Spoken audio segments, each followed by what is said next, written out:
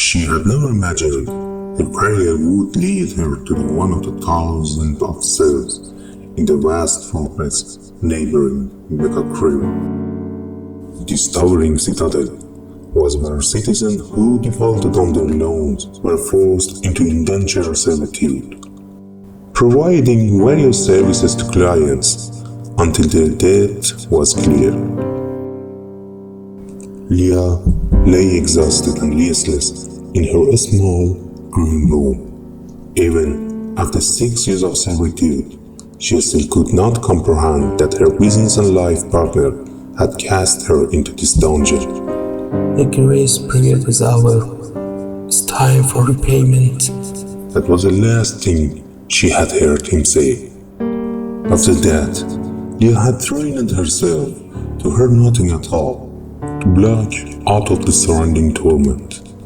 Therefore, she paid no mind to the heavy clank of large locks and the screech of iron hinge on her cell door. She only registered the intrusion when a burly middle-aged man with a crude smile blocked the cell's single tiny slit of light. So, you're Leah, huh?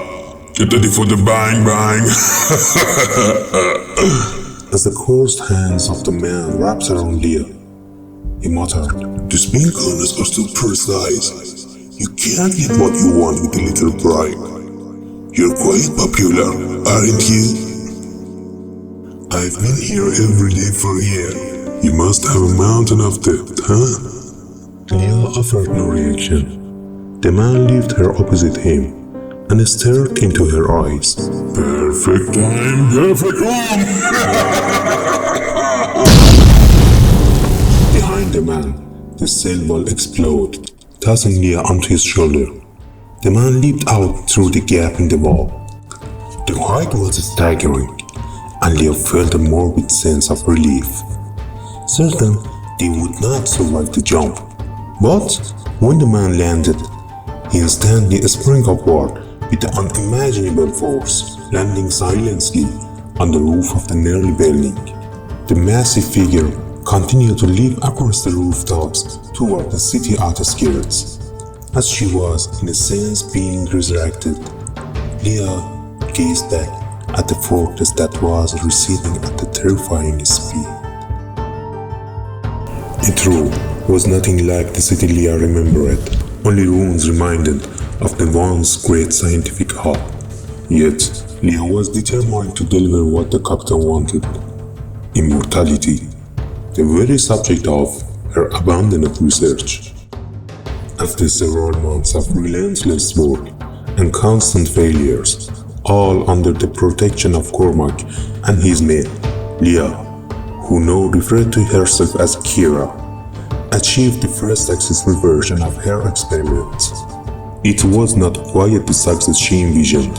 After the throat of one of the captain's men was slit, his wound knit back together and healed immediately. Even after he was blown up with barrels of gunpowder, all of his fragmented organs swiftly coalesced toward his heart, reforming his original shape.